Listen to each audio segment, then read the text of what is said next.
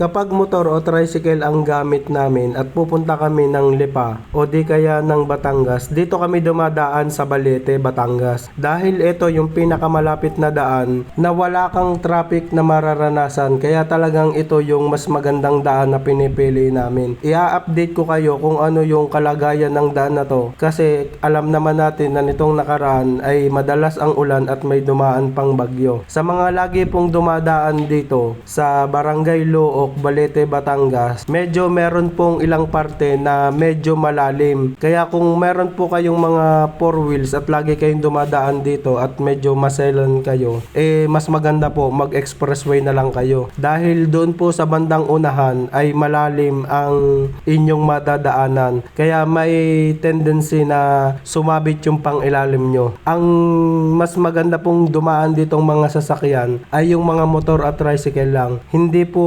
masyadong makakadaan ng maayos yung mga four wheels dito dahil medyo lubak-lubak yung ibang parte ng daan. Pero kung hindi naman kayo maselan at four wheels ang gamit nyo, makakadaan din kayo dito. Wag lang masyadong mababa yung pangilalim ng sasakyan nyo dahil meron kaming nakasalubong dito na jeep na dumadaan. Basta lagi nyong tatandaan na kung lowered o mababa yung sasakyan nyo, wag na po kayong dadaan dito lalo na kung ang dala nyo ay mga kotse dahil mahirap pong dumaan dito. Mamaya makikita nyo dun sa unahan kung gaano kalalim yung daan dito para ma-aware din kayo at hindi nyo nasubukang dumaan. At sa mga hindi pa po nakakaalam ng daan na to, ito po yung daan papuntang Tanawan. Ito po yung shortcut na daan. Ang labas po nito sa Tanawan ay sa may Pure Gold. Ito pong video na to ay kinuha ko nung pauwi na kami papuntang Tanawan. Pero pag kayo po ay galing ng Tanawan, pwede kayong dumaan dito papuntang Mataas na Kahoy, palabas ng Lipa at papuntang Batangas. Ito pong daan na to ay dinadaanan ng karamihan para makaiwas sa traffic. Ito, yan, napapansin nyo ba yung mga nasa video na yan? Yan po yung mga gilid na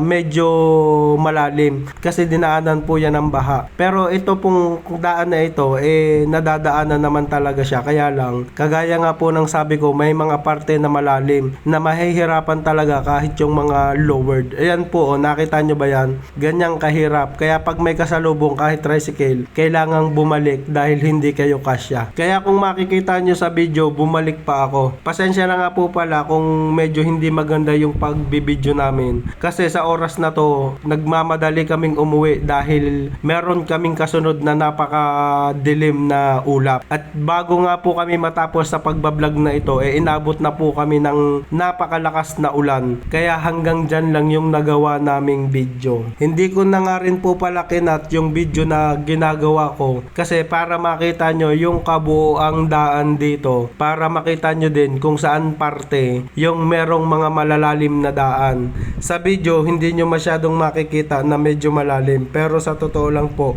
yan po ay medyo malalim talaga yung mga dinadaanan namin. Kaya kapag dadaan po kayo dito, ingat-ingat lang po.